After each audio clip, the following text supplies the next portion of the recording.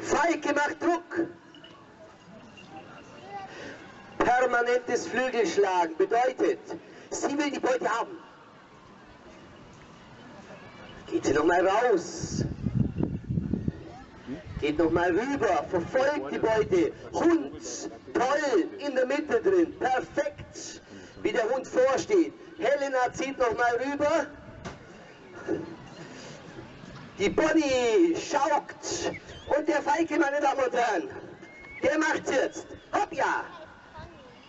Schlägt auf die Beute drauf. Beute, schwer verwundet. Schlägt nochmal drauf, schauen Sie. Packt sie, tötet sie mit dem Schnabel, der Hund tiefenentspannt. Und da haben die beiden sich oder alle drei einen riesen Applaus verdient, das war super.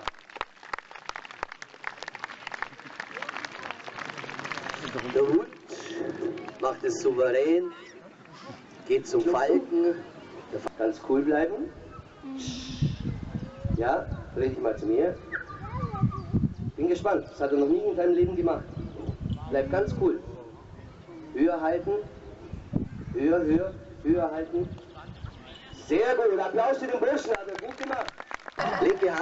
Linke Hand reinschlupfen, ganz cool bleiben, hochhalten und nicht zucken, wenn er kommt. Und er kommt, bleib ganz cool, das machst du super. Jawohl, Applaus für die junge Dame, perfekt. Sehr schön, und da startet er nochmal durch und wir machen nachher nochmal weiter mit dir. Du darfst dich wieder hinsetzen, Harris Hawk ist hier und ich schau mal, ob der Milan noch mit dazukommt. Der rote Milan, der heute so ausgiebig geflogen ist. Gestern war er weg, Bussard fängt, hopp ja, hopp ja, wow, das war zu stark. Ein super Vogel. 25 Jahre alt. Ulsti-Bubu, Kaninchen, Hasen, Enten, Blässhühner, Graureihe, junge Füchse, Marder, Igel habe ich schon erwähnt, Schmuckohren, bernsteinfarbenes Auge, dämmerungs- und nachtaktiv und lautlos, weil jede Feder am Rand diesen Kamm hat. Bubu, flieg noch einmal runter.